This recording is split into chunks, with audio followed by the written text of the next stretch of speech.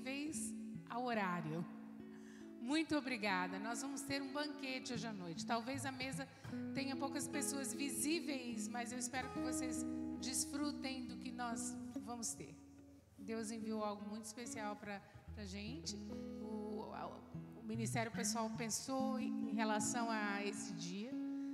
E o nosso tema é a revolução do Espírito. E a maioria das revoluções começam com um exército pequeno, um batalhãozinho pequeno, mas com muita força no coração. Vocês visitas são bem-vindos.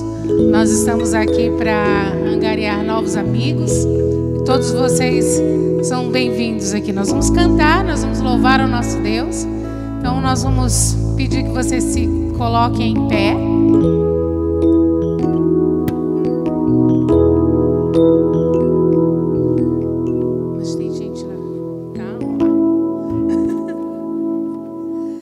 Family song.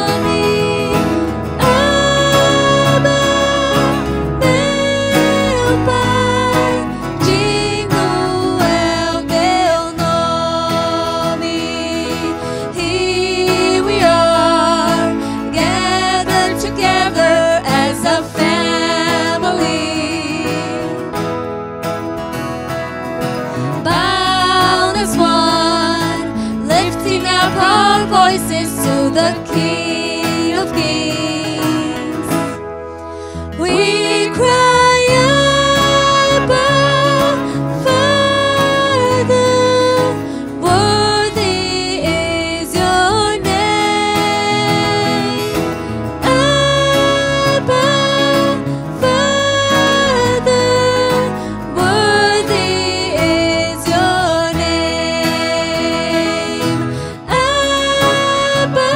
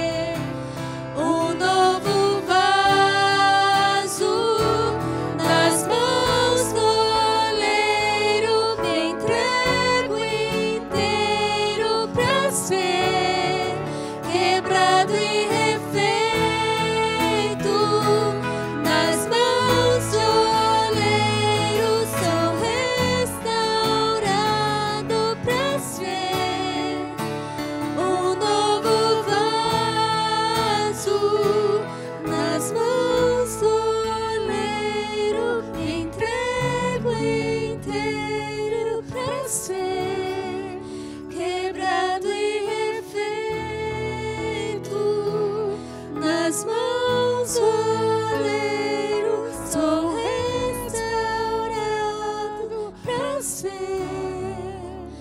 um novo vaso.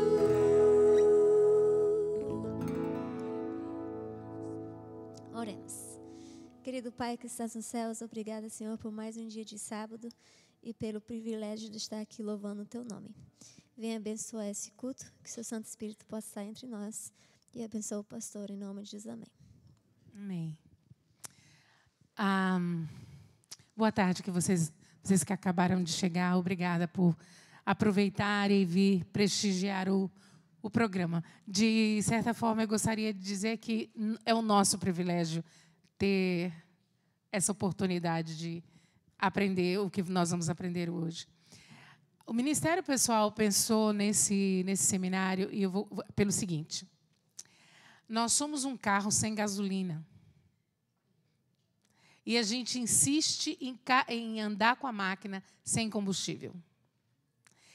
E às vezes eu penso que é ignorância, a gente não se dá conta. Durante essa semana, Deus faz as coisas de uma forma muito perfeita. Nós estudamos na lição da Escola Sabatina sobre a igreja primitiva e nós chegamos àquela parte que a igreja tinha desprendimento, que as pessoas se amavam, que elas sentavam em volta da mesa, celebrando uns aos outros e a fé deles e tal. E a gente pensa que isso acontece simplesmente porque você está contente, porque você está feliz. Não é por aí. Eles antes receberam o Espírito Santo. E nossa igreja, nós como cristãos, para que haja movimento, não é que eu tenha que botar na mão de vocês folhetos e livros missionários. Se antes disso, nós como igreja tivermos a consciência que nós precisamos de algo muito maior e muito mais poderoso do que nós estamos tendo. Essa é a razão. Empoderamento. Conhecimento. Nós temos um ditado aqui em inglês que diz knowledge is power. Conhecimento é poder. Então, é isso que Deus vai compartilhar conosco agora. Nós agradecemos desde o início, desde já o pastor Ronaldo Salles, que viajou para estar aqui conosco. Depois que terminar, ele dirige 4 horas de volta. Mas obrigada por servir. Que Deus te abençoe.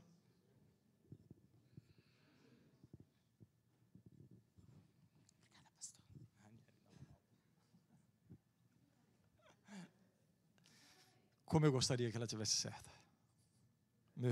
Meu irmãozinho, pastor Ronaldo Salles, faleceu há pouquinho tempo. Não, de boa, eu também não quero ser dramático. Aliás, eu fiquei feliz em ouvir o nome dele aqui. Boa tarde, pessoal. Deixa eu só organizar aqui a minha vida aqui um pouquinho. Beleza? Bom, a minha intenção hoje à tarde com vocês não é fazer uma pregação densa, evidentemente, mas é tratar de um assunto sumamente importante e extremamente útil para a nossa vida cristã. Quem estava aqui de manhã deve se lembrar de como, mais ou menos, eu anunciei o tema de hoje à tarde. Basicamente, eu poderia dizer que o tema de hoje é uma frase, assim, uma pergunta: como conhecer e fazer a vontade de Deus? Então, eu vou começar convidando você para ler comigo um texto da Bíblia.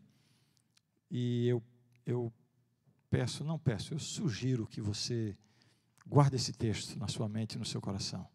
Tenho a impressão que todo mundo aqui conhece o texto, mas é um texto que, pelo menos a mim, cada vez que eu leio, ele me dá uma renovada na minha motivação espiritual, no meu compromisso com Deus. Tá bom? Qual é o número da perfeição? Quando a gente diz assim, qual é? 7. Qual é o dobro de 7? 14. Então a gente vai ler Romanos 14, 7. Tá bom? Eu fiz assim para você, se possível, memorizar a passagem, a referência bíblica. Na verdade, Romanos 14, 7 e 8. E aqui a gente vai ter a base para nossas considerações desta tarde. Tá bom? E depois eu peço que você permaneça com a Bíblia aberta, porque eu vou comentar diversas coisas aqui, mas lá para o meio e para o final, nós vamos recorrer a alguns versos que estão aí em Romanos 14, 15, e, bem, creio que vai ser útil. Então, deixe a sua Bíblia marcadinha aí. Romanos 14, 7, como é que diz? Porque nenhum de nós vive para si, e nenhum morre para si. Porque se vivemos, para o Senhor vivemos. Se morremos, para o Senhor morremos. De sorte que ou vivamos ou morramos, somos do Senhor. Eu não sei se você consegue captar a força desse texto. Quer vivamos, quer morramos, somos do Senhor. Aqui está a explicação mais simples do que significa a vida cristã. Nós somos do Senhor. Aqui está a essência da vida cristã, né? Uma atitude de entrega, de submissão, né? De sujeição ao senhorio de Cristo, ao senhorio de Deus. Porque nós somos do Senhor. Quer vivamos, quer morramos, somos do Senhor. Nada na vida poderia nos distrair, ou deveria nos distrair, desta meta, que deve ser a meta de todo cristão. Somos do Senhor. A única garantia para a vida cristã consiste em mantermos a nossa vida no centro da vontade de Deus. No centro da vontade de Deus. Ajustar-nos completamente à vontade de Deus. Submetermos-nos inteiramente à vontade de Deus. Aqui está nossa única segurança. Quando às vezes sentimos algum desejo, alguma tendência, alguma atração por quaisquer caminhos que se desviam, ainda que por um pouco, do centro da vontade de Deus, deveríamos guardar nossos pés desses caminhos. Ainda que eles estejam iluminados, enfeitados, atraentes, você pode ter certeza de uma coisa: sua única segurança consiste em permanecer dentro, no centro da vontade de Deus. E não é fácil, porque às vezes a vontade de Deus se revela muito difícil para nós. E o grande obstáculo é que nem sempre a vontade de Deus coincide com a nossa vontade. Então, a minha fala de hoje vai nesse rumo aí. Vai nesse rumo. E a pergunta que a gente levantou aqui no início, né? Como conhecer e fazer a vontade de Deus? Evidentemente, eu já quero, bem, logo de começo, eu quero deixar claro que a minha intenção aqui não é trazer nenhuma fórmula mágica para que você, tipo bola de cristal bíblica, né? Para que você sempre tenha um discernimento claro e transparente da vontade de Deus para a sua vida. Eu também, muitas vezes, sou tomado por dúvidas quanto a decisões a fazer, caminhos a tomar. Então, não creio que haja uma fórmula. Tampouco creio que qualquer ser humano, por mais profundo que seja na teologia, tenha a capacidade de adentrar na mente de Deus, né, e dizer: não, essa é a vontade de Deus. Algumas coisas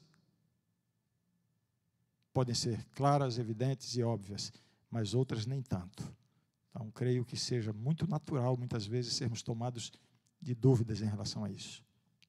Então, eu vou conversar um pouquinho sobre princípios básicos para você considerar quando você tiver que tomar uma decisão, fazer uma escolha, dar um primeiro passo em algum aspecto ou em qualquer aspecto da sua vida, se você realmente deseja colocar a sua vida no centro da vontade de Deus. Está todo mundo aqui comigo? Está todo mundo comigo? O ambiente está meio sonolento? Não. Não? Todo mundo almoçou cedo? O pregador pregou pouquinho hoje de manhã? Todo mundo foi cedo para casa? Vamos lá. Você tem uma decisão ou uma escolha importante e está na dúvida sobre qual é a vontade de Deus? Namorar uma pessoa, casar, realizar uma atividade, fazer uma viagem, um investimento, um passeio. Qual é a vontade de Deus? Será que Deus quer que nas próximas férias eu vá ao Brasil visitar minha família, ou eu vou fazer uma viagem romântica com minha esposa? Qual será a vontade de Deus? Que decisão tomar? Há ações e decisões e escolhas que podemos dizer que, do ponto de vista da vontade de Deus, são certas. Da mesma forma, há ações, decisões e escolhas que, do ponto de vista da vontade de Deus, são erradas, reprovadas, condenadas pela Bíblia. Mas existe uma área na nossa vida em que o que se considera não é certo nem errado. Alguns teólogos chamam essa área de neutralidade, em que Deus não estabelece especificamente o que você deve fazer. Dentro desta área, Ele lhe dá liberdade. É uma área em que existe ou deve ser exercida a liberdade humana. Ok? Isso depende muito também da consciência de cada um, e eu vou falar um pouquinho sobre a questão da consciência, mas vou dar um exemplo. Por exemplo, eu conheço uma pessoa que todos os dias de manhã, quando ela levanta, ela vai se arrumar para o trabalho, ela passa um tempo orando para que Deus a ajude a escolher a roupa que ela vai vestir para o trabalho. Porque ela tem o desejo realmente de ter a sua vida completamente no centro da vontade de Deus. E ela tem medo de um dia vestir uma roupa que não seja a vontade de Deus, que ela use a roupa naquele dia. Então, ela busca esse tipo de discernimento.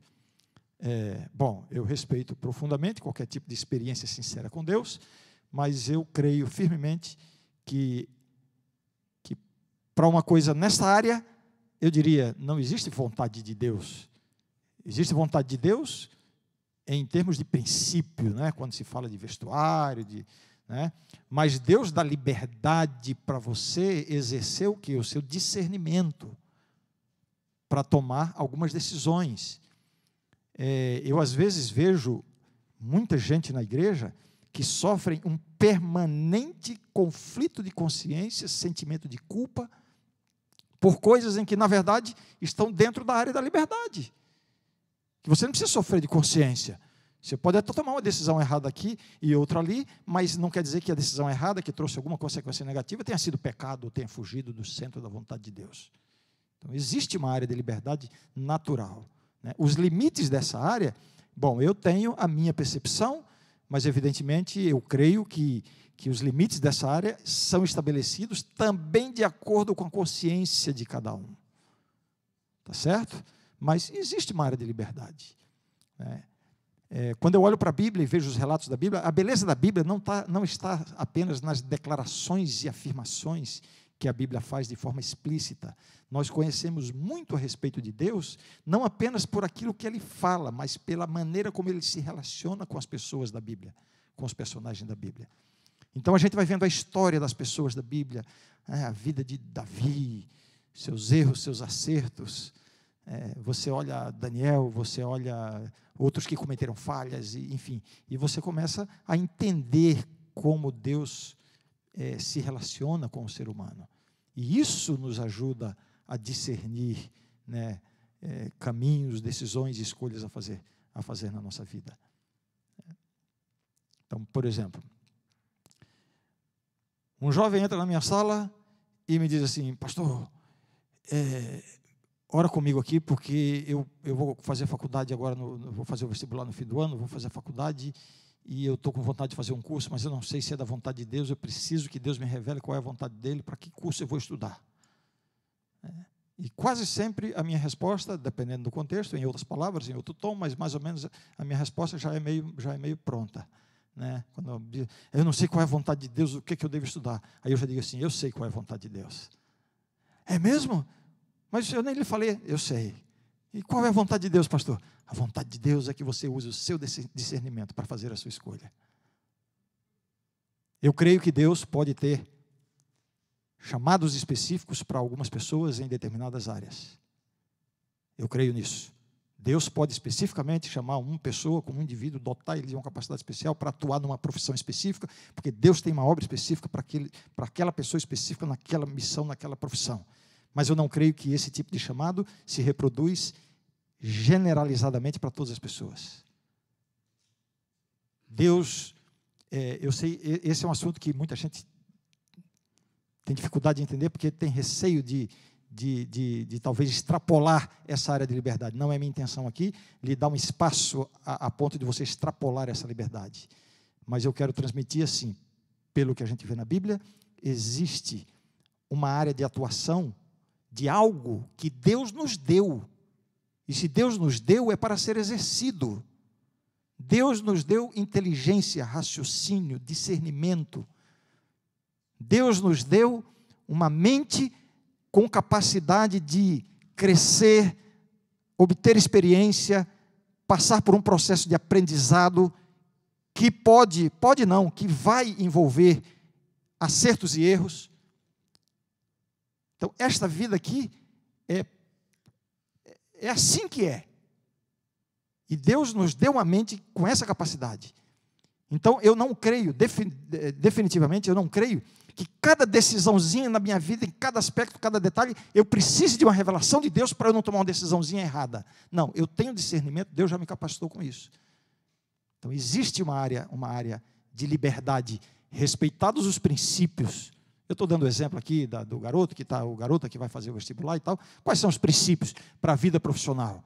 Aí eu recapitulo, com o jovem, com a moça, eu recapitulo dizendo, olha, a vontade de Deus é que você exerça a profissão com o melhor dos seus talentos, com o melhor dos seus esforços, de maneira honesta, de maneira responsável, que você seja uma bênção na vida das pessoas com quem você vai conviver, que você opte por uma área com a qual você já tem alguma afinidade, uma atração, alguma coisa assim. Então, com esse discernimento, com essa capacidade, analise o mercado de trabalho, você vai escolher uma área ou outra, você tem 2, 3 áreas que você pode se identificar, analise o mercado de trabalho, tudo isso vai lhe dar possibilidade, não para saber qual é a vontade de Deus específica para mim naquela área, mas para que você tome uma decisão que possa ser abençoada por Deus.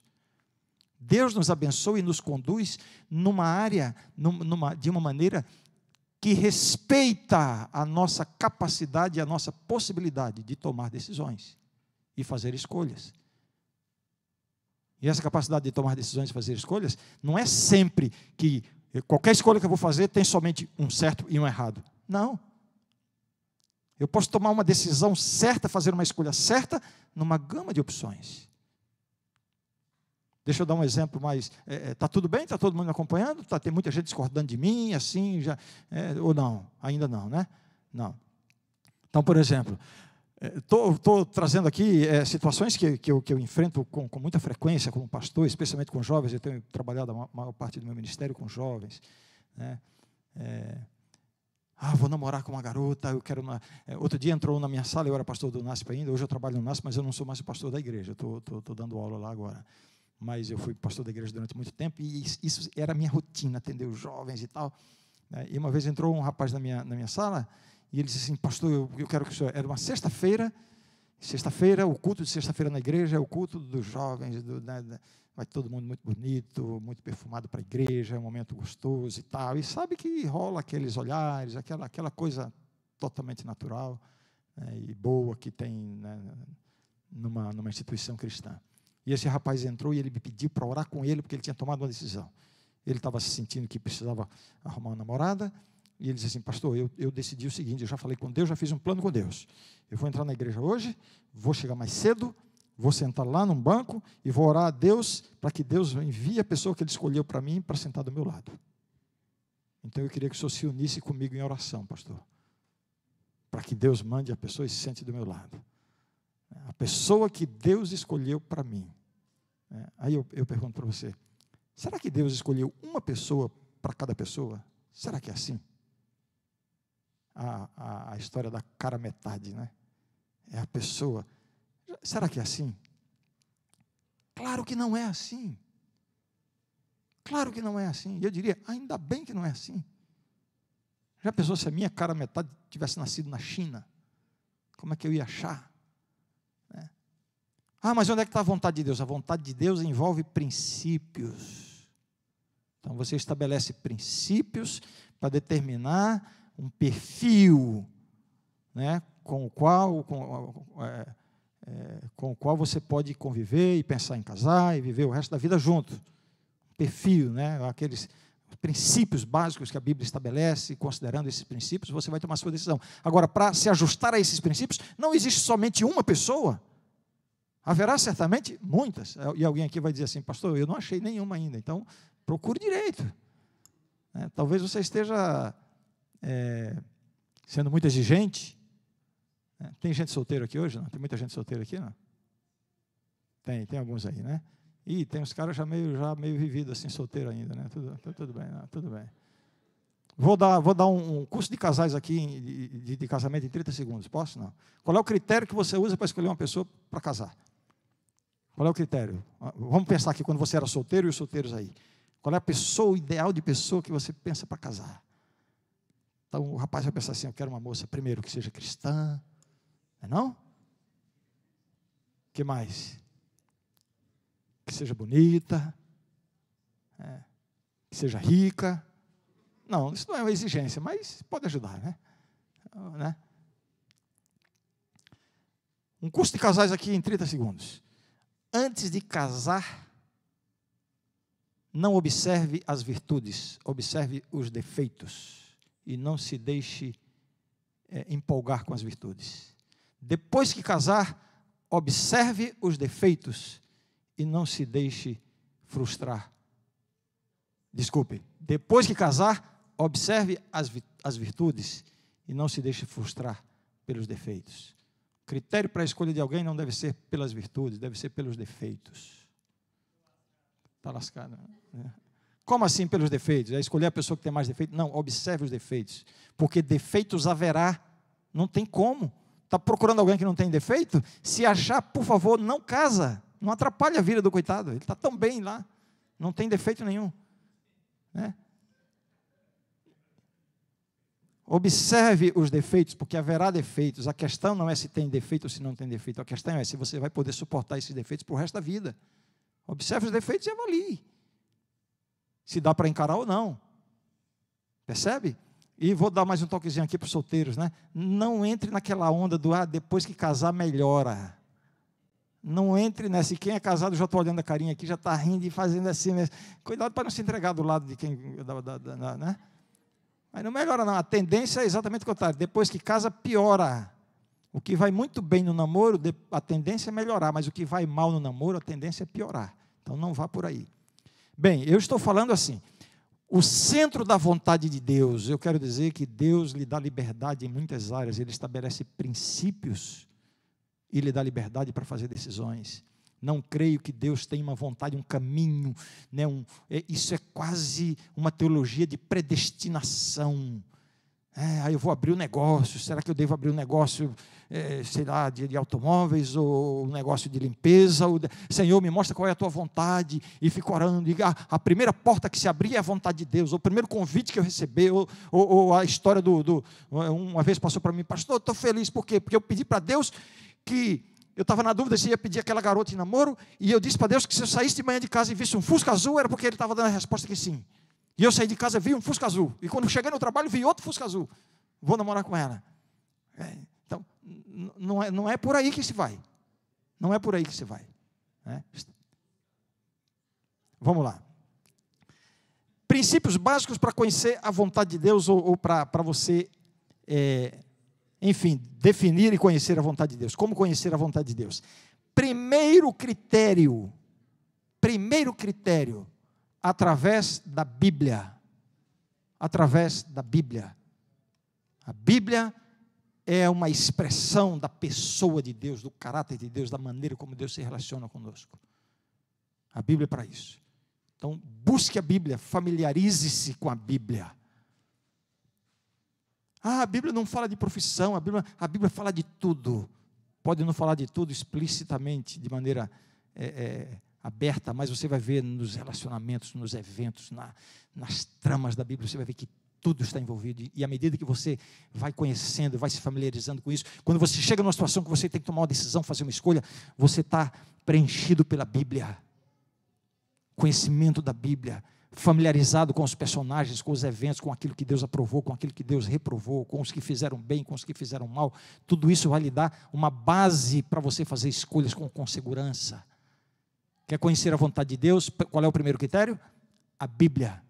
Agora, não estou dizendo a Bíblia na base do dedão. Como é que é a base do dedão? Senhor, Me mostra qual é a tua vontade. Aí abre a Bíblia lá no meio, põe o dedão e vai ver qual é a passagem que está ali. Quem está rindo é porque eu já fiz isso. E eu vou rir também, porque eu também já fiz. E também não quero aqui negar que Deus eventualmente tenha respondido você assim. Não estou negando isso. Deus é tão misericordioso que Ele pode fazer isso. E deve ter feito algumas vezes.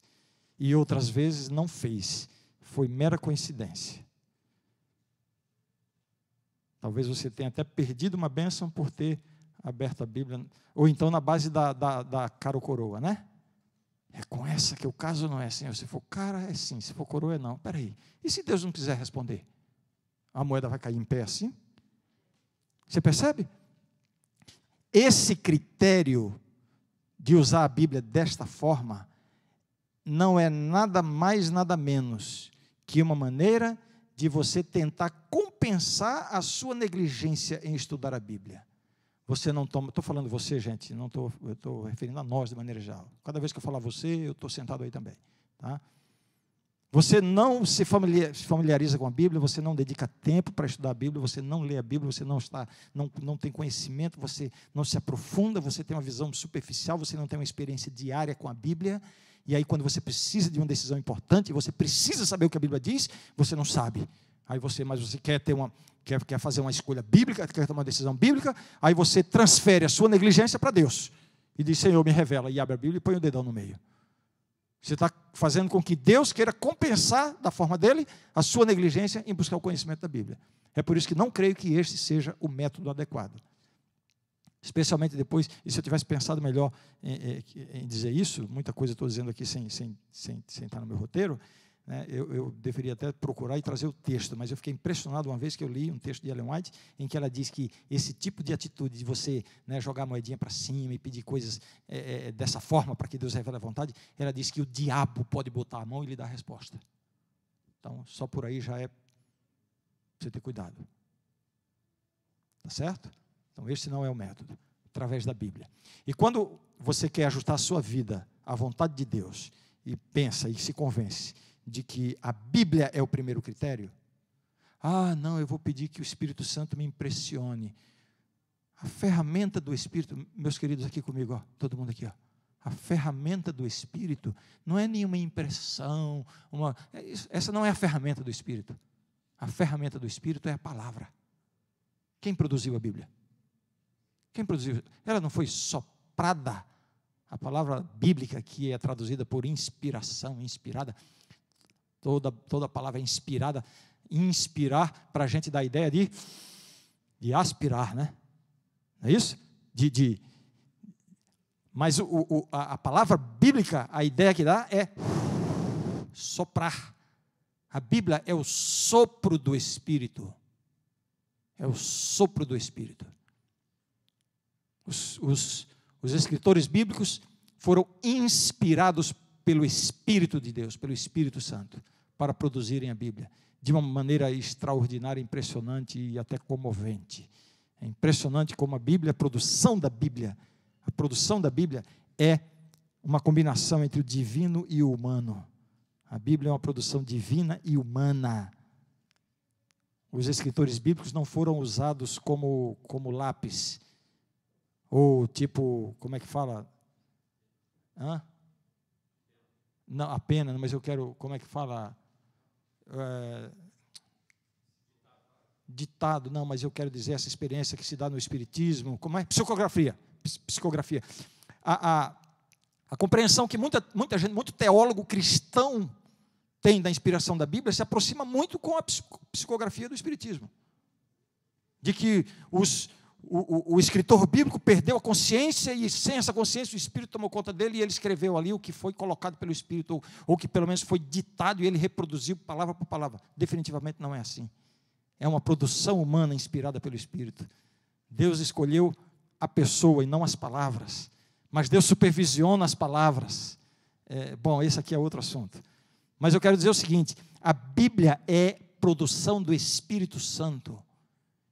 Então, antes de pensar assim, que o Espírito Santo me revela e me mostre, já revelou, já está na Bíblia. A Bíblia é a ferramenta do Espírito.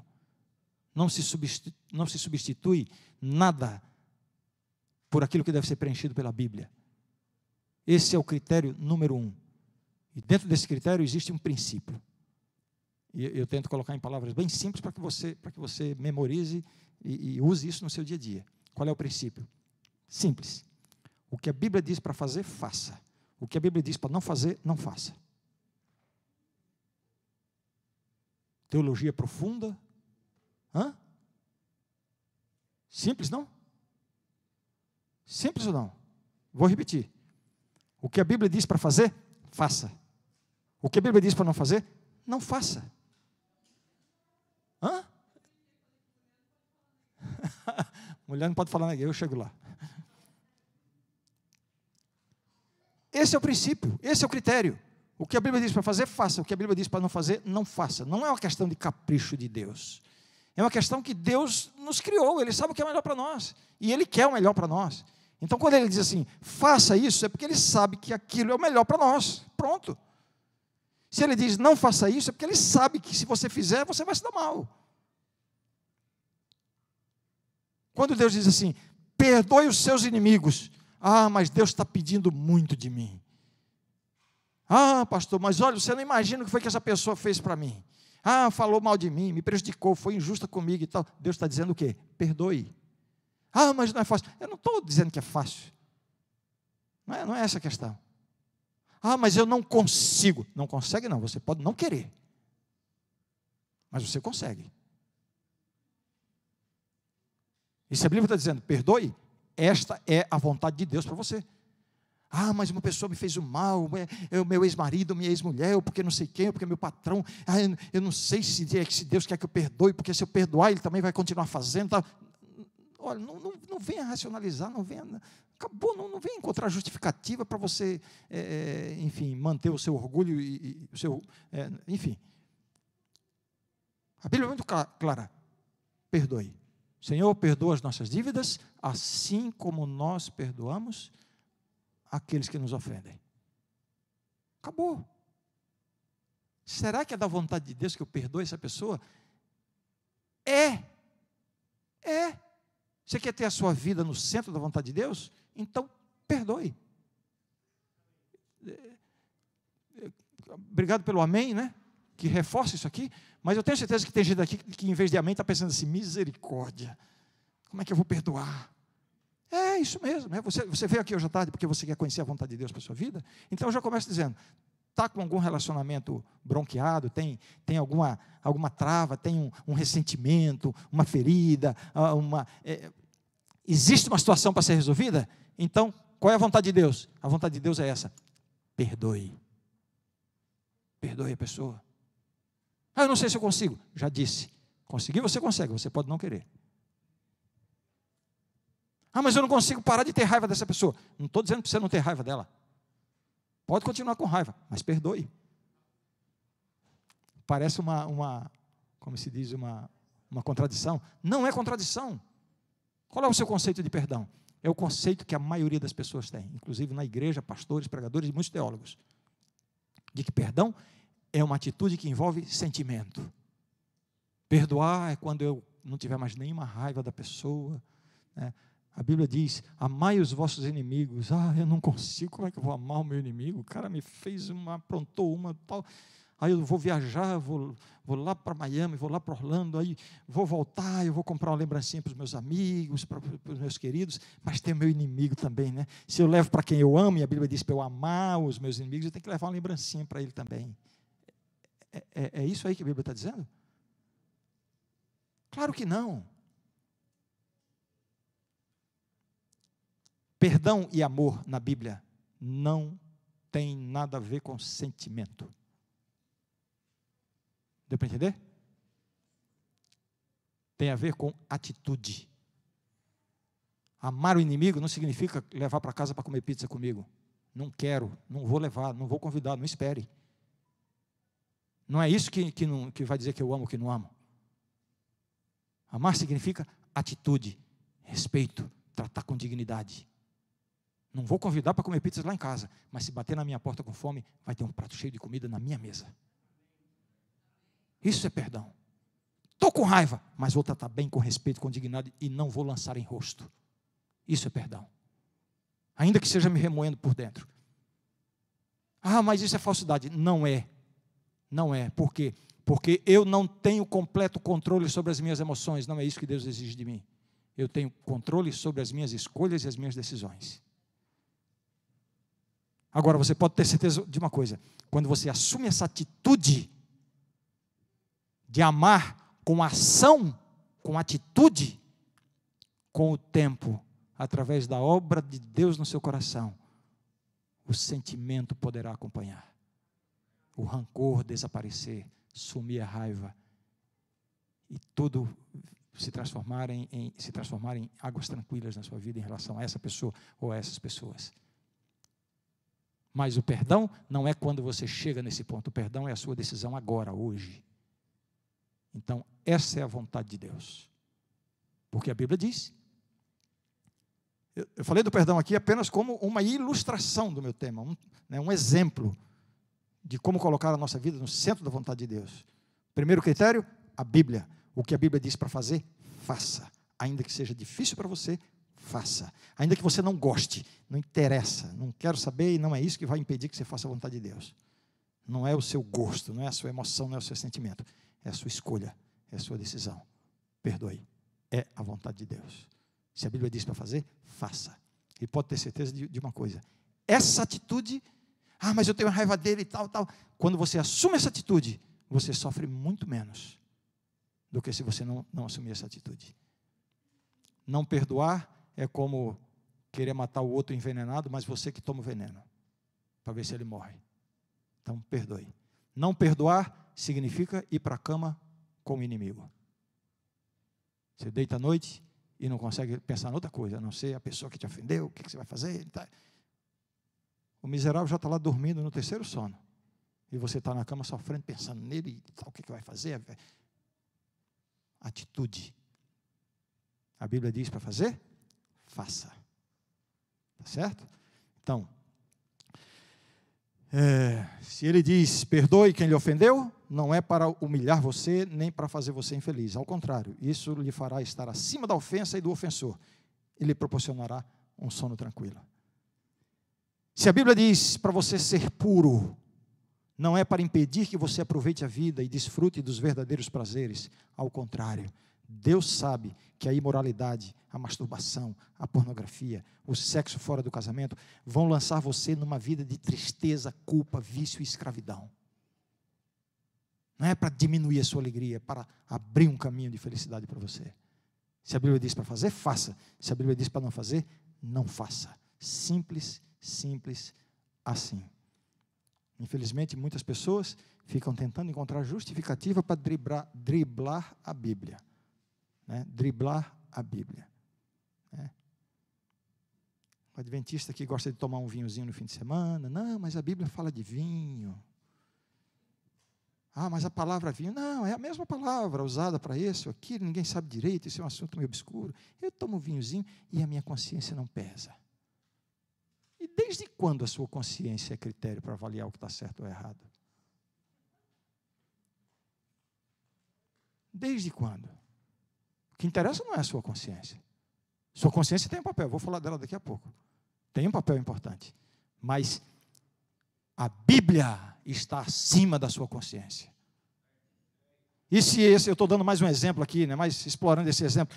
Toma um vinhozinho, eu acho que não sei o quê, Então é o seguinte, vai estudar melhor a Bíblia e você vai ver que a Bíblia diz para não fazer. Mas parece. Corrija as suas fontes. Você não está lendo as melhores fontes. Vai estudar melhor e entenda. Agora, se você quiser continuar fazendo, pelo menos não fique driblando a Bíblia, nem tentando driblar a Deus. Pelo menos assuma. Eu sei que está errado, estou fazendo porque eu não consigo deixar. Seja sincero, pelo menos. Consigo mesmo, com as pessoas e com Deus.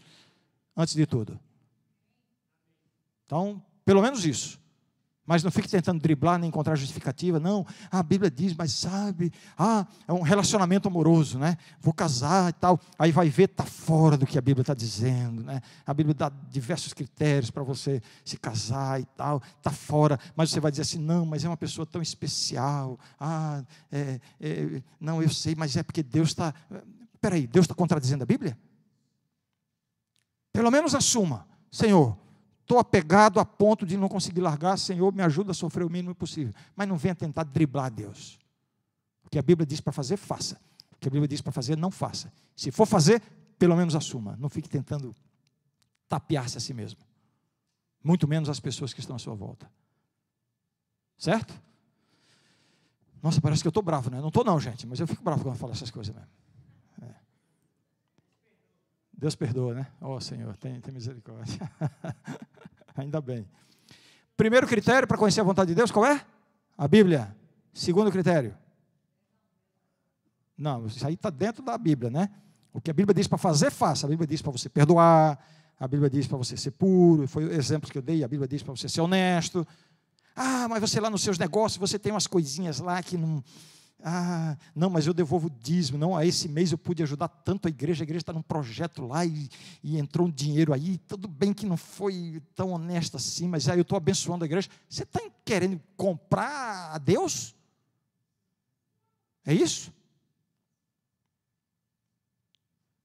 Deus não vai contradizer o que está na Bíblia. Estrita honestidade. Acabou.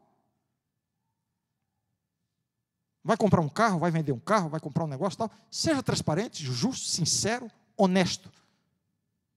Ah, vão me chamar de bobo. Que chamem. Que chamem.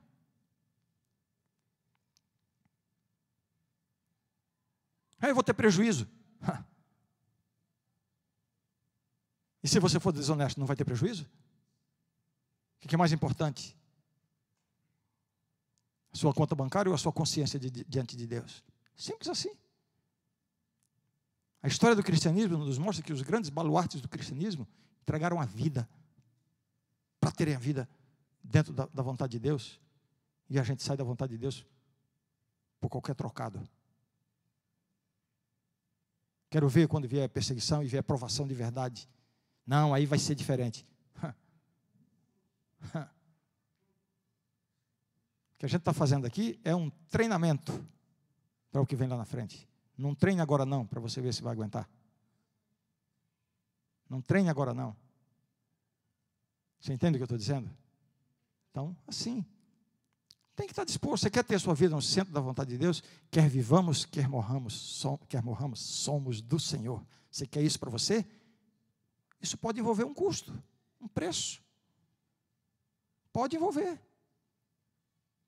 Pode envolver relacionamentos importantes para você. Pode envolver negócios, pode envolver vantagens materiais, pode envolver status, pode envolver uma porção de coisas. Mas o que é que você quer? O que é que você quer? Um pé na canoa de Deus, um pé na canoa do diabo? Porque se uma afundar, eu estou na outra, né? É isso que você quer? Não funciona. O que a Bíblia diz para fazer, faça. O que a Bíblia diz para não fazer, não faça. Aquele que amar mais a pai, mãe, irmãos e irmãs mais do que a mim, não é digno de mim. Segundo critério. Primeiro qual é? A Bíblia. Segundo critério. Não falei ainda, não é para recapitular o que eu estou falando, eu vou falar agora. Qual é o segundo critério? Oração. Oração. Mas com isso eu não estou querendo dizer assim, quero saber a vontade de Deus com relação à decisão, um caminho a tomar, eu vou orar para Deus me revelar. Já falei que não é assim que funciona. Não estou negando que eventualmente Deus tenha respondido alguma oração, revelado alguma coisa especial para você. Não estou negando isso. Pode ter acontecido, embora eu creia que muitos dos casos que se relatam são mais impressões e obras da própria mente do que mesmo uma atuação sobrenatural de Deus. Mas respeito, tal, não vou entrar nessa área. Mas não, quando eu falo de oração como um critério para conhecer a vontade de Deus, não é oração para mostrar, aparecer. Não, estou falando aqui de uma vida de oração. Uma vida de oração. Você vai fazer um negócio, quer saber qual é a vontade de Deus e começa a orar por aquilo? Talvez esteja tarde demais. A vida de oração, que estabelece o quê? Um relacionamento com Deus. Vida diária com Deus. Um tempinho com Deus cada dia. Cada dia. Esse é o maior desafio que eu tenho para a minha vida pessoal, minha vida cristã. Cada dia, encontrar prazer em contato com Deus. Todos os dias, tirar um tempinho para me alimentar da palavra de Deus encher minha alma com oração. Tem que ser cada dia. Não estou falando dos outros, não, estou falando de mim. Não como exemplo, mas como alguém que se esforça para isso. E louvo a Deus porque Ele tem me dado vitórias tremendas nessa área. Isso tem feito a diferença na minha vida. Mesmo no meu ministério. Períodos enormes do meu ministério em que eu negligenciei isso. Ainda confiava mais nos meus talentos e nas minhas capacidades. Até que eu entendi que a transformação que Deus opera na vida das pessoas através do meu ministério não tem nada a ver comigo. Não tem nada a ver com meus talentos ou a falta deles. Nada disso. É obra do Espírito. E o Espírito vai agir na medida da nossa comunhão com Deus. Não é de outra forma. Comunhão com Deus. Tempinho com Deus. Ah, mas é tão difícil. E eu sei por que é tão difícil. Por que é tão difícil tirar um tempinho todo dia para ler a Bíblia e orar? Por que é tão difícil? Alguém teria uma resposta? Eu tenho uma resposta. Alguém teria uma resposta? Para ver se... Por que é tão difícil? Vou dizer por que é tão difícil. Posso dizer? É tão difícil porque é tão fácil. É tão difícil porque é tão fácil. E por ser tão fácil, deixa para amanhã. Ah, hoje não deu tempo, mas tudo bem, amanhã eu faço. É fácil. É tão fácil. E a coisa mais essencial da vida cristã, repito, a coisa mais essencial, a prática mais essencial da vida cristã, que é alimentar-se de Deus a cada dia, é exatamente a prática mais negligenciada pela maioria dos cristãos. Nós substituímos essa base, esse elemento essencial da vida cristã, substituímos por formas e por fórmulas, e por práticas e exercícios decorados. Frequência à igreja, institucionalização da religião e tantas coisas que nos fazem sentir que de alguma forma tranquilizam a nossa consciência, né? Principalmente para nós que somos profissionais da religião. As pessoas mais tentadas no mundo somos nós, ao contrário do que muitos de vocês pensam. Ah, o pastor não, é um homem de Deus, ele lê a Bíblia todo dia, ele não sabe o que é tentação. Você que não sabe, você não tem ideia. Você não tem ideia do que significa estar no fronte da batalha. Você não tem ideia.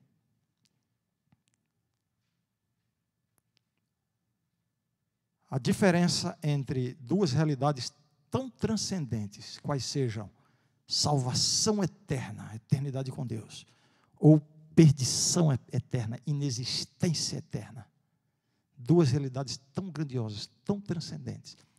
A diferença entre essas duas grandes realidades pode ser em você acordar 15 ou 20 ou 30 minutos mais cedo para tirar um tempinho com Deus.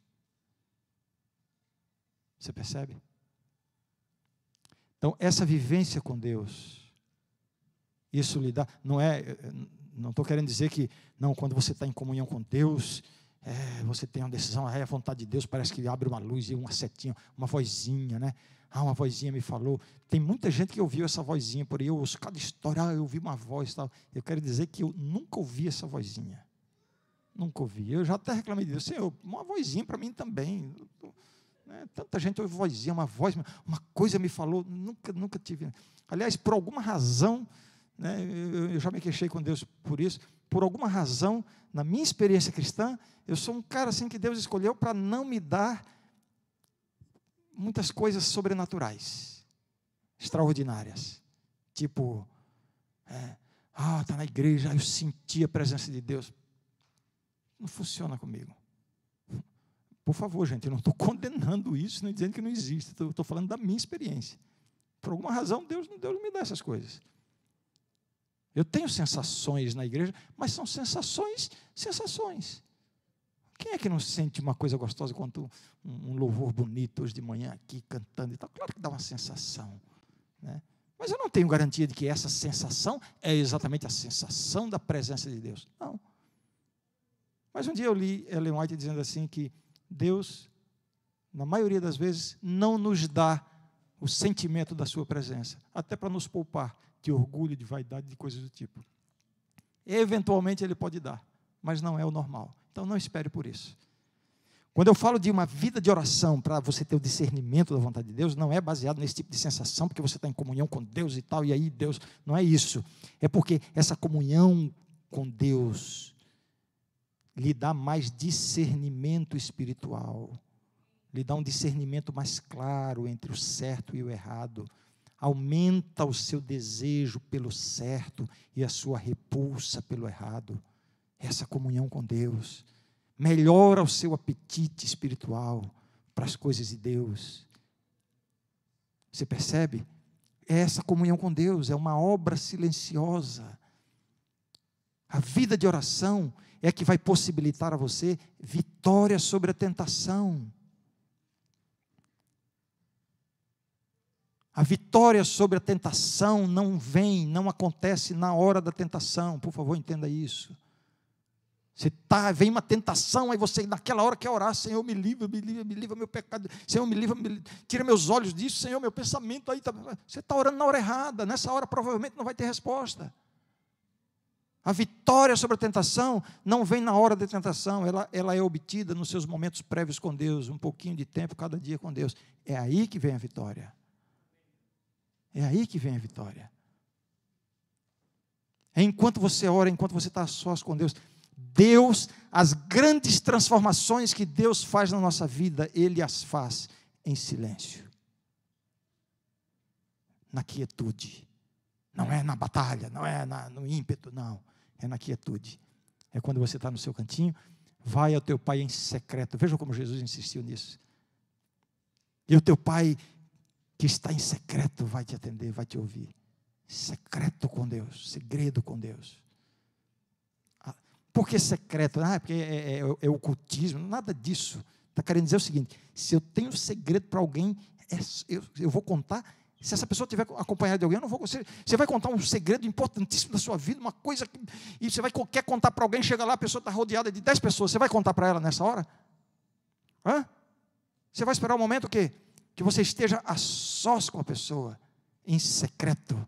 O teu pai que ouve em secreto Deus, essa comunhão pessoal, individual, dá discernimento. Repito, esta é a prática mais elementar e mais essencial da vida cristã. É a comunhão com Deus, diariamente.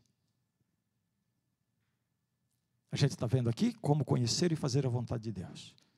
Critérios para conhecer e fazer a vontade de Deus. Primeiro critério, qual é? A Bíblia. Segundo critério, qual é? A oração. Não é a oração para uma revelação especial, não, é uma vida de oração. Uma vida de oração. Antes de eu passar para a parte seguinte, a oração não é um antídoto contra escolhas erradas. A oração vai minimizar essa possibilidade, mas a oração não vai eliminar o exercício da sua inteligência, do seu discernimento, da sua capacidade de análise, de observação e de tomar decisões. Está certo? Então a pessoa ora a vida inteira para casar direitinho, para arrumar a pessoa certa, tudo casa e o casamento dá errado. Deus, não. Espera aí, no mundo tereis aflições, acontecem coisas, não é que Deus não cuidou. Então não é um antídoto, mas é uma coisa que vai lhe dar. Vai minimizar a possibilidade de erro, e mais do que isso, ocorrendo erro, ocorrendo desastre, lhe dará força e sabedoria para lidar com isso. Entendeu? Oração. Sempre que eu falo oração é um pacote, né? Oração e Bíblia. É. Eu acho que acabou meu tempo, né? Cadê até? Deixa eu ver. Que horas termina a programação? 8 da noite? Já? Não, eu termino antes. Critério para conhecer a vontade de Deus: Bíblia, oração.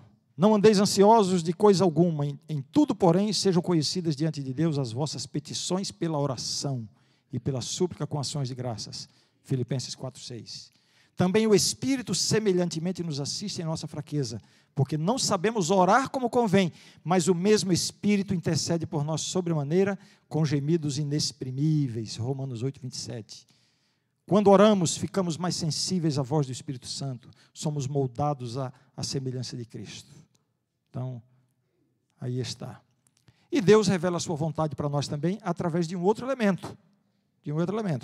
São três ferramentas ou três critérios para conhecer e fazer a vontade de Deus. O primeiro qual é? A Bíblia. O segundo qual é? A oração, entendendo que é uma vida de oração. E o terceiro qual é? A consciência. Deus fala a nós através da nossa consciência? Sim ou não? Sim, sim.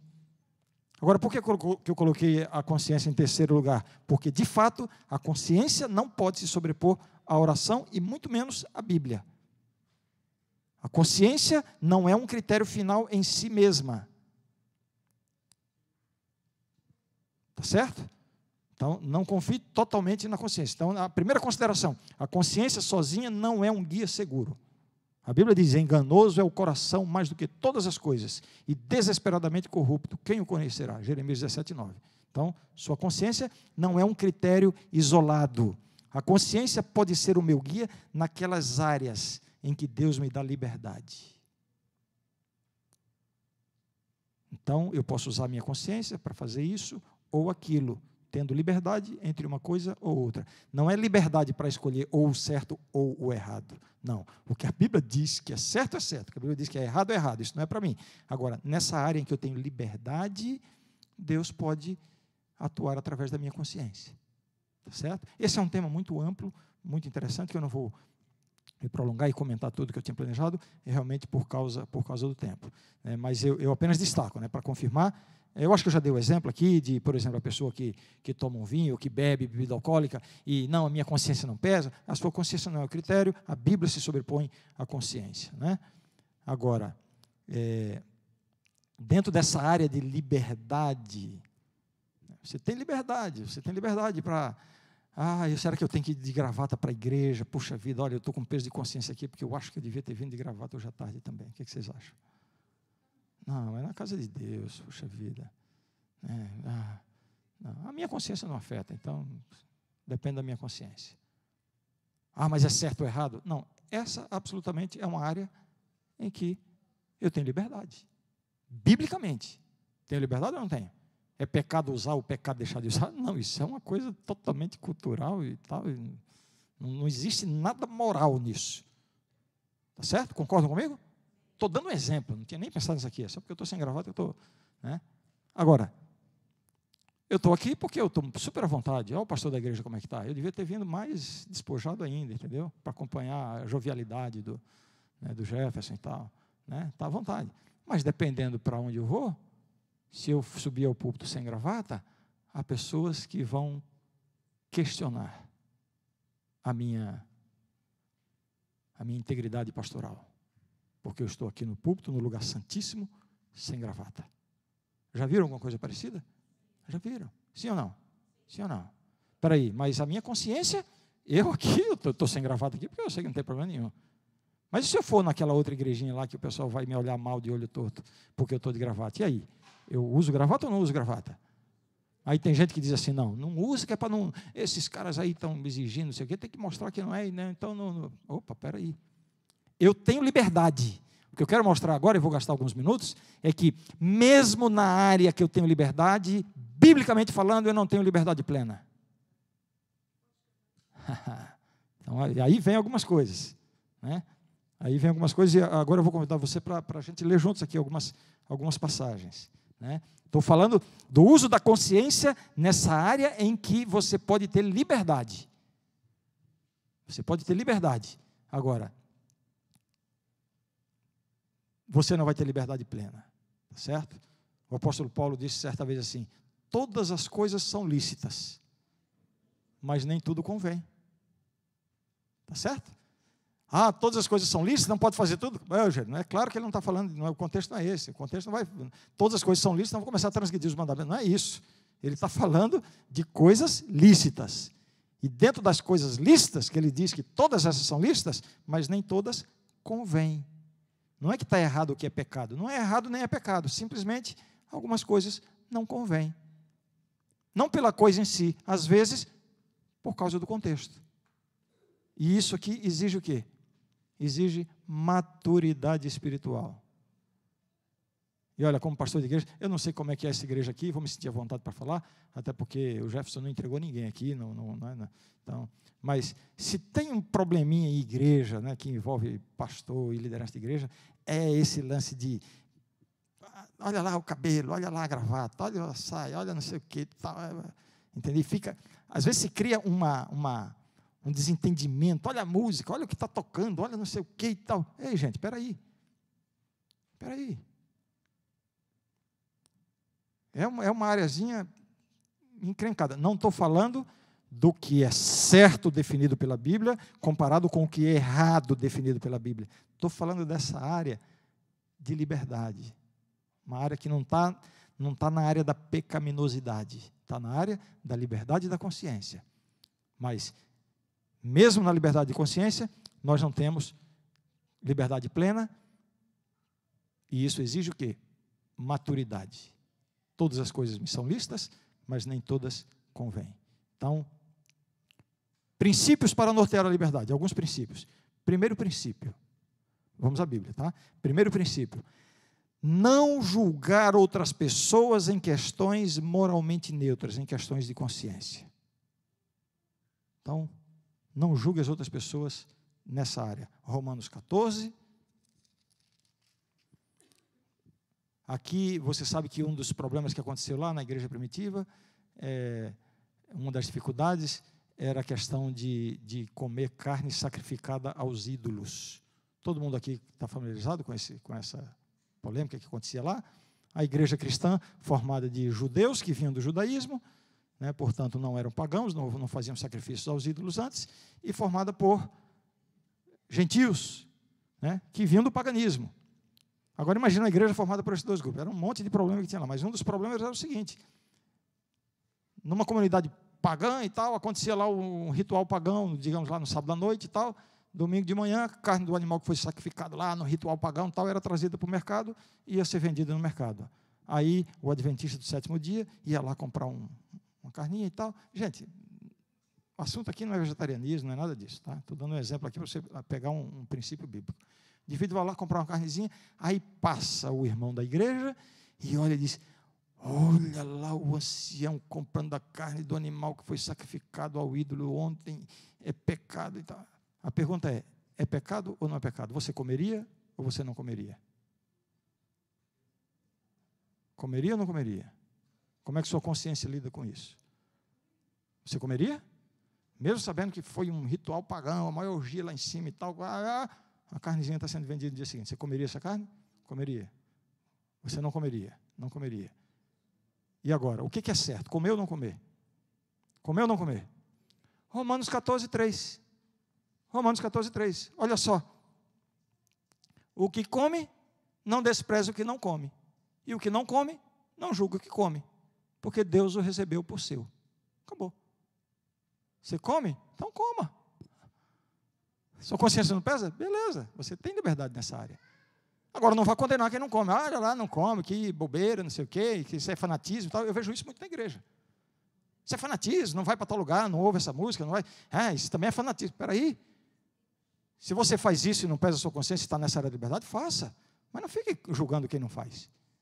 Ou dizendo que é fanático, que não é, o que é exagero. Pare com isso, respeite, ele tem experiência. Deus o toma como seu. Ele pertence a Cristo. Você não tem o direito de julgar.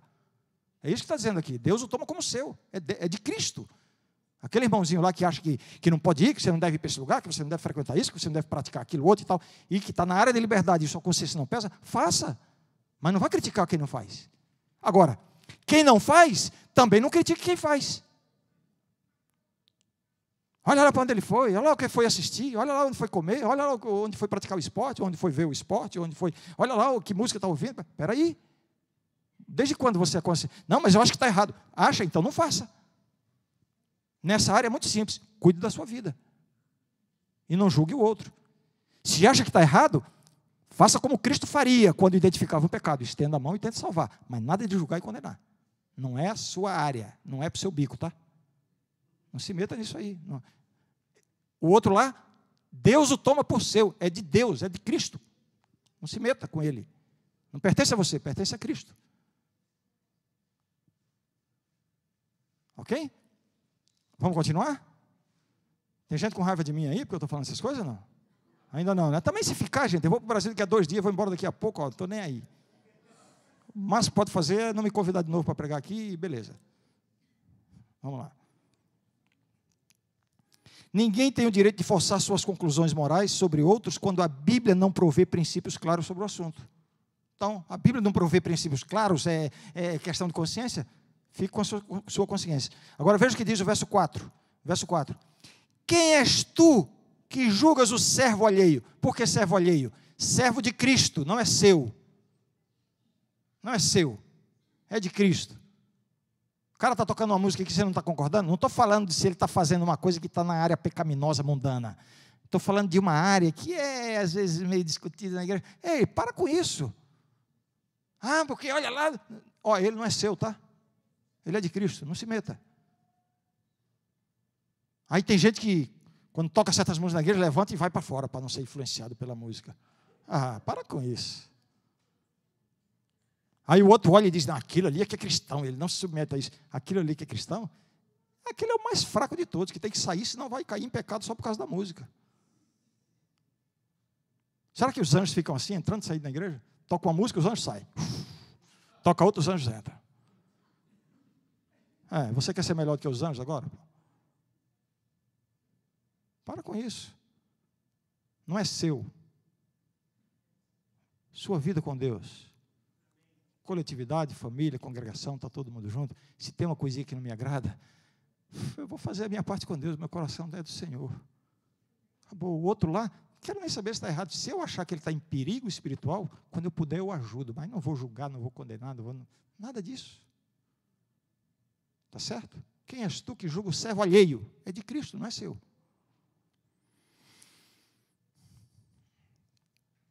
Aí a gente está no verso 4, né? Uma coisa interessante, né? Esse aí é cristão mesmo. Olha aí que cristão. Esse daí, olha. Eu, quando entrei no ministério, eu ouvia umas expressões assim, que eu ficava assim, um dia eu vou ser assim.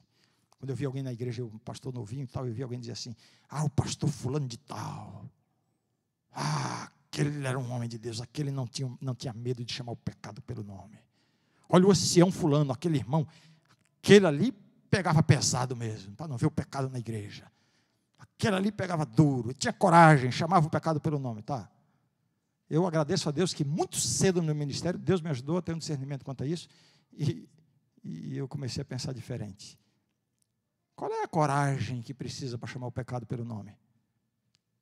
É fácil chamar o pecado pelo nome quando é o pecado dos outros. Chame o seu pecado pelo nome. É isso que eu quero ver. Não, mas é durão. É muito fácil ser um pastor durão. Não, porque na comissão joga duro. É muito fácil. Porque o pastor que faz isso, ele vai ser aplaudido. Difícil, o difícil não é ser durão, ser severo. O difícil é ser misericordioso. Para isso precisa coragem. Para perdoar, para estender a mão, para dar uma segunda chance. Para aceitar sujo e mal cheiroso. Para isso precisa coragem. Porque a pessoa pode não corresponder à misericórdia. Entende? Então, olha lá o fulano. Aí ele vê o pecado, ele acusa. Aí quando eu vou para a Bíblia, eu entendi o seguinte, a Bíblia fala realmente do forte e do fraco. Né? Vai ver nos textos de Paulo aí. Né? Você já deve ter visto, ele fala o forte, o fraco e tal. Aí a gente pensa, o forte é o que chama pecado pelo nome, é o que não pode fazer isso, é aquele que cuida daquilo, que não ouve isso, que não ouve aquilo e tal. Aí você vai na Bíblia, aí eu percebi que é exatamente o contrário. Esse que está o tempo todo preocupado com o pecado, porque isso não pode estar, esse é chamado na Bíblia de fraco. Se escandaliza com tudo. Qualquer coisa para ele está escandalizado. Esse aqui é o fraco. O forte é aquele que tem maturidade para lidar com as diferenças. Para aceitar, não o pecado, mas aceitar o pecador. E alguém vai dizer assim, aceitar o pecador arrependido, fácil. Eu quero ver aceitar o pecador errante. Abraçá-lo e estender a mão, ainda que esteja no erro. Para isso é que precisa ser forte. Não é chamar o pecado pelo nome. Chamar o pecado pelo nome? Chame o seu pecado pelo nome. Deixe dos outros. Percebe? Então a consciência, ela deve ser norteada por esses princípios, né? Primeiro princípio para nortear a consciência, qual é? Não julgar outras pessoas em questões em que há liberdade. Desde que cada um use a sua consciência nessa área. E não se escandalize com muitas coisas. Né? Nessa área da liberdade bíblica, né, a consciência de cada um realmente determina o que é certo e o que é errado. Então, tem coisa que a Bíblia diz que é certo, isso é certo. Tem coisa que a Bíblia diz que é errado. Mas existe uma área aqui que poderá ser certo ou errado dependendo da consciência. De fato, existe uma área em que há coisas que para mim pode ser certo para a minha consciência e para você pode ser errado para a sua consciência. Agora, o que você precisa entender é o seguinte, se para mim é consciência, nessa área aqui, né, não estou falando naquilo que a Bíblia fala claramente, certo e errado, nessa área de liberdade, se isso aqui para mim é certo, é certo. Agora, se isso aqui para mim é errado, mesmo estando dentro dessa área, de fato é errado, para mim, por causa da minha consciência. Se consciente de que é errado, eu fizer isso, ainda que em si mesmo não seja errado, será errado para mim. Deu para entender? Não é o caso de você estar aqui no errado, no que a Bíblia fala claramente, eu dei exemplos aqui de honestidade, de bebida alcoólica, de outras coisas e tal, no que é errado, e você diz assim, a minha consciência, não, eu faço isso, a minha consciência não pesa. Não, aí não interessa, aí não depende da sua consciência, a Bíblia se sobrepõe à sua consciência. A sinceridade no erro não faz do erro um acerto. Tá certo? Agora, nessa área aqui, vamos ver o que a Bíblia diz. A gente está em Romanos 14, né? Como eu gosto desse capítulo de Romanos. Romanos 14, vamos para o verso 14 agora, para corroborar o que eu estou falando aqui. Eu não estou inventando nada, eu estou só colocando o que está aqui na Bíblia. Né? Vamos ler primeiro, Romanos 14, vamos ler o verso 14 agora. Estou dizendo aqui que nessa área de liberdade, a consciência de cada um determina o que é certo e o que é errado. Verso 14. Eu sei e estou certo no Senhor Jesus que nenhuma coisa é de si mesma imunda, a não ser para aquele que a tem por imunda. Para esse é imunda. Vai comer carne sacrificada ao ídolo? Se a sua consciência não pesa, coma. Quem come não condena quem não come, quem não come não condena quem come. Agora, se a sua consciência pesa, se você comer, você está pecando. Porque é imunda para aquele que considera imunda. Por quê? Por uma questão de consciência. O pecado não está no ato em si, o pecado está em agir contra a consciência. Dura coisa vos é recalcitrar contra os aguilhões, foi dito a Paulo, a Saulo de Tarso. Porque lá no fundo da sua consciência ele tinha uma noção de que a obra que ele estava fazendo estava errada. Estava agindo contra a consciência e Deus, Jesus o intercepta. Ok? Eu ia dar alguns exemplos, mas o tempo não permite. Eu acho que está claro o conceito aqui. Está claro? Sim ou não? Está claro, né? Se você acredita que uma ação seja errada para você, então ela é errada. Se você fizer, vai estar pecando, porque está agindo contra a consciência. O exemplo que eu ia dar, vou resumir rapidinho. Uma história, o indivíduo saiu de casa perturbado, sem dinheiro, precisando de dinheiro para levar comida para casa e tal, carteira vazia, só cheio de papel e tal, e saiu na rua para ver o que se arrumava um trabalho e tal. Enfim, ele entrou numa loja, olhando uma coisa, olhando outra e tal, perturbado, porque estava o pessoal com fome em casa e tal. De repente, ele na loja, ele percebe que tem um cliente assim do lado, e ele viu, pelo canto do olho, uma carteira bem rechonchuda, assim, ó, em cima da mesa, em cima do balcão. E ele pensou, puxa vida, pode ser a sobrevivência da minha família. O outro lado deu mole, ele pegou a carteira e jogou dentro de uma sacola que ele levava. Na primeira oportunidade, ele saiu, foi rapidinho, tal, chegou lá na esquina, foi abrir a carteira. Antes que ele abrisse, chegou chegou a segurança da loja. Chegou a segurança da loja. E aí foi ver tal, aí foi ver a carteira, quando abriu a carteira, quando ele tirou a carteira da sacola, sabe o que foi que ele notou?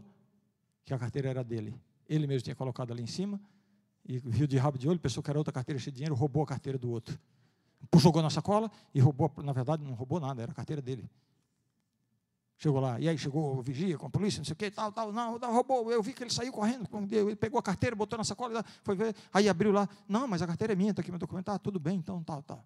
Eu pergunto para você duas coisas. Primeira, ele cometeu um crime para ser preso? Cometeu um crime para ser preso? A carteira era dele? Não. Outra pergunta, ele cometeu um pecado? Sim. Mas a carteira era dele. Mas na consciência dele não era. Agiu contra a consciência. Cuidado com a sua consciência. Na dúvida, não ultrapasse. Na dúvida, não ultrapasse. Percebe? Aquilo que é imundo, será imundo para aquele que pensa que é imundo. Ainda que não seja imundo, mas para quem pensa que é imundo, será imundo. Ok? Eu estou falando aqui de princípios para nortear a liberdade. Né? Primeiro princípio para nortear a liberdade, qual foi?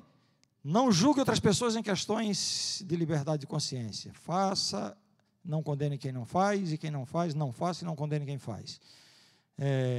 Em questões de liberdade, a consciência determina o que é certo ou errado. Terceiro, em áreas de liberdade, né, eu diria assim, se uma ação moralmente neutra, não é errada em si, não é pecado, mas se for uma pedra de tropeço para outra pessoa, não a pratique.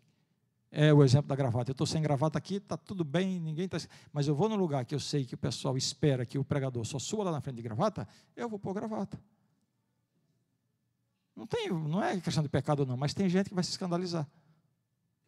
Está certo? Então, pelo bem do Evangelho, para eu não comprometer a transmissão do Evangelho, que eu estou aqui para fazer isso, se tiver alguma coisa em mim que lance qualquer dúvida em relação à minha credibilidade, eu perco a influência sobre vocês que estão me ouvindo. Sim ou não? Então eu tenho que me cuidar. Eu tenho que me cuidar muito mais do que a maioria de vocês. Eu e o Jefferson e todos nós pastores e todo cristão. Eu tenho que me cuidar.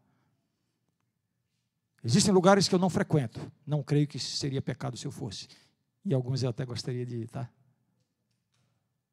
Mas não vou. Porque eu sei que se eu for visto lá, para algumas pessoas, vai comprometer a credibilidade. Porque acha que é errado. Não é por causa da minha consciência. Eu não faço, não vou, não como, não ouço, não frequento, não uso, não por causa da minha consciência, por causa da consciência do outro. Em respeito à consciência do outro. Isso é um princípio. Como eu disse no começo, tem que ter maturidade, porque o mais fácil é o seguinte, não estou nem aí, o pessoal da igreja é chato, esse pessoal escandaliza com tudo, não estou nem aí, vou usar, vou fazer, vou passar, tá, tudo bem, você acha que está certo? Vamos ler o que a Bíblia diz? A gente está em Romanos 14, certo? Avance um pouquinho aí, algumas páginas aí, vá para 1 Coríntios. 1 Coríntios, capítulo 6. Vira aí 2 ou 3 páginas da sua Bíblia. 1 Coríntios, capítulo 6. Todo mundo achou? Verso 12. Verso 12. Já mencionei esse texto, mas vou ler agora. Todas as coisas me são lícitas, mas nem todas as coisas convêm. Todas as coisas me são lícitas, mas eu não me deixarei dominar. Não é essa passagem que eu quero. Desculpe, eu quero Romanos 14 mesmo. Romanos 14, perdão, eu errei o texto. Romanos 14, verso 13. A gente já leu, mas esse princípio está aí, claro. Não, esse aqui a gente não leu ainda. Verso 13. Assim que não nos julguemos mais uns aos outros, antes seja o vosso propósito não pôr tropeço ou escândalo ao irmão.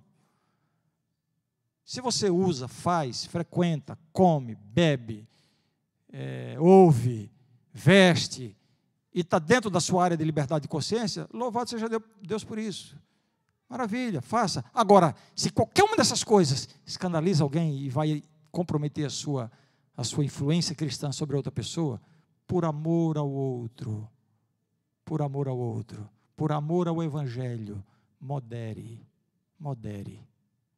Pega leve. Maneira um pouquinho. Por amor ao outro. Isso é cristianismo. Qual foi o texto que eu li no começo? Ninguém vive para si, nem morre para si. Ah, eu vivo a minha vida cristã. Não, se você vive a sua vida cristã, já está mostrando que não vive. Porque viver a vida cristã já envolve você estar preocupado com o outro. Ninguém vive para si, nem morre para si. Se quer comamos, quer morramos, né? Como é que diz lá? É isso aí. Então é isso que está dizendo aqui. Olha lá o que diz o verso 15. Mas se por causa da comida, está falando de quê? Da carne sacrificada ao ídolo. Cara, se você come não afeta, come, vai lá e faz o teu churrasquinho lá, de boa, tá tudo bem. Você acha que não deve comer? Não come. Agora você vai comer e vai escandalizar o outro, seja discreto. Seja discreto. E é claro que a gente fala nesse assunto, aí todo mundo já pensa em vegetarianismo, né? Não é o tema aqui. Mas vamos falar um pouquinho disso? Vamos falar um pouquinho disso? Quem come carne na igreja, que coma. Tá, tudo bem, coma. Mas para com esse negócio de ficar zombando do outro porque é vegetariano. Né? E você sabe o que é isso? Ficar zombando como se ele fosse o fraco. Espera aí, ele deu um passo além. Porque existe um ideal para a gente. Existe um ideal.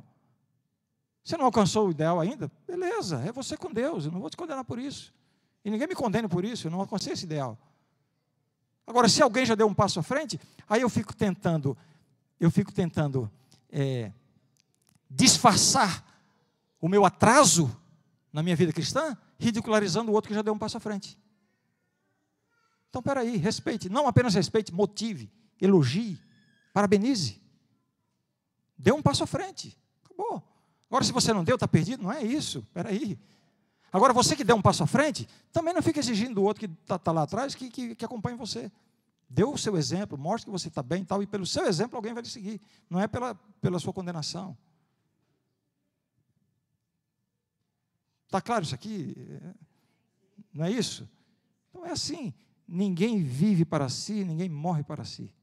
Se por causa da tua comida e da tua bebida você vai fazer tropeçar o teu irmão, está errado. Está errado. Né? Eu li o verso 15. Foi isso?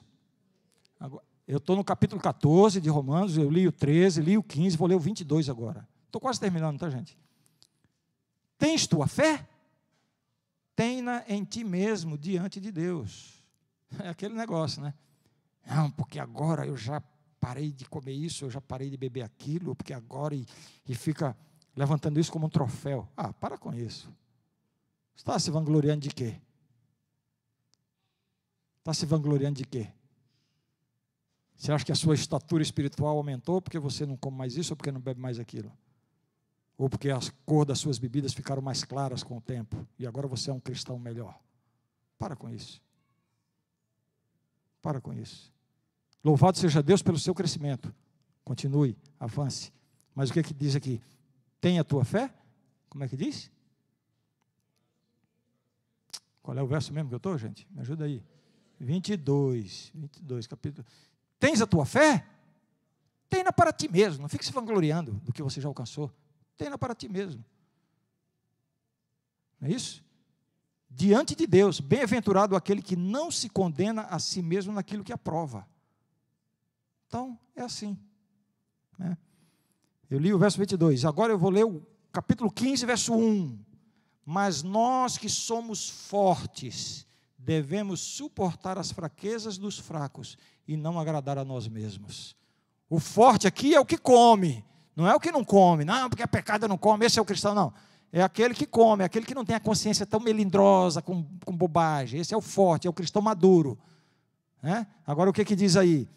Quando estou falando de comer, agora estou falando da carne sacrificada ao ídolo. Não estou falando de comer carne comparando com o vegetarianismo. Né? Nesse caso, eu diria que provavelmente é o contrário. Estou falando do contexto da Bíblia aqui, tá? Capítulo 15, verso 1. Mas nós que somos fortes, devemos suportar as fraquezas dos fracos e não agradar a nós mesmos. Não, eu vou, eu gosto, eu frequento e tal, e tal. Espera aí, você está mais preocupado em se agradar a si mesmo ou em ajudar o crescimento espiritual do outro? Então, a vida cristã, gente, envolve renúncias. Envolve renúncias. Eu tenho renunciado a algumas coisas que eu não gostaria de renunciar, porque eu sei que não são pecado. Que eu gostaria eu digo isso claramente. Sei que não são pecado. Mas eu não posso fazer. Principalmente pelo fato de ser um pastor, de uma instituição muito conhecida e tal. Vai trazer problema espiritual para muita gente. Então, tem que renunciar. Tem que renunciar. A renúncia faz parte da vida cristã. Agora, você quer viver a sua vida cristã e não quer renunciar a nada? Espera aí. Ninguém vive para si mesmo, ninguém morre para si mesmo. Você escolhe que tipo de vida cristã você quer. Certo? Finalizando, dentro dessa área de liberdade, ainda existe mais um princípio. Se uma ação moralmente neutra interferir na sua comunhão com Deus ou o escravizar, cuidado. E agora sim, 1 Coríntios 6, verso 12, aquele verso que eu li errado. Vamos ler direitinho agora.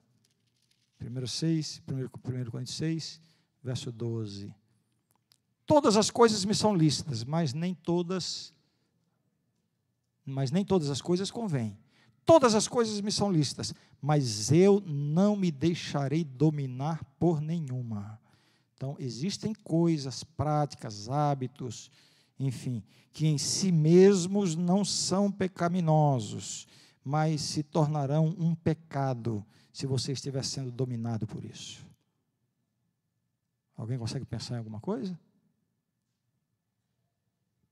É aquela coisa que você... É um entretenimento, é um jogo, é um esporte, é uma coisa que em si mesma não é pecaminosa. Entendeu? Em si mesma não é pecaminosa. Computador, internet, não estou falando do que é pecaminoso, da pornografia, isso aí está na área que a Bíblia já condena. Estou falando na área do lícito, na área da liberdade. Mas dentro dessa área, existe alguma coisa que, embora não seja pecaminosa, mas que você está tão dependente daquilo, você não pode largar aquilo, você depende daquilo, virou pecado para você. Cuidado. Cuidado. Certo? Muita gente vai perder o céu por causa dos seus pecados. Muita gente vai perder o céu por causa de coisas que não são pecados. Mas por quê? Se tornaram escravas daquilo. Ok? Então, cuidado, você quer estar no centro da vontade de Deus. Então, tem que estar disposto a fazer renúncias, a abrir mão de preferências, a abrir mão de coisas que para você podem ser importantes, de relacionamentos, e de muitas coisas que em si mesmas não são pecaminosas, mas que precisam ser renunciadas, porque vão interferir na sua vida cristã. Não por causa da sua vida cristã, às vezes por causa da vida cristã de outro, mas que envolve a sua vida cristã. Por quê? Porque ninguém vive para si, ninguém morre para si. Quer vivamos ou morramos, somos do Senhor. Amém? Amém. Deus abençoe a todos vocês. Tá bom? Pastor, Rotel pode ter as últimas palavras aqui. Respeitei o horário, são exatamente 8 horas agora. Tá bom? Muito legal, né? Obrigado, pastor. Não é o primeiro sábado, é o segundo sábado que ele se dispõe a estar aqui com a gente. No outro sábado ele esteve pela manhã, hoje pela manhã e à tarde. Então, muito legal. Obrigado pela disposição. Isso. Vamos fazer uma oração, pedindo para que Deus dê uma feliz semana para a gente. Vamos nos colocar em pé. Querido Pai que está no céu, muito obrigado porque a tua pessoa é revelada na tua palavra. E muito obrigado porque, como a tua própria palavra diz, a gente poderia falar a língua dos anjos, a gente poderia fazer tanta coisa, mas se a gente não tivesse o amor como principal princípio, não adiantaria nada. E a gente é tão feliz porque nós temos um Deus que nos ama tanto, a despeito dos nossos erros e a despeito das nossas diferenças.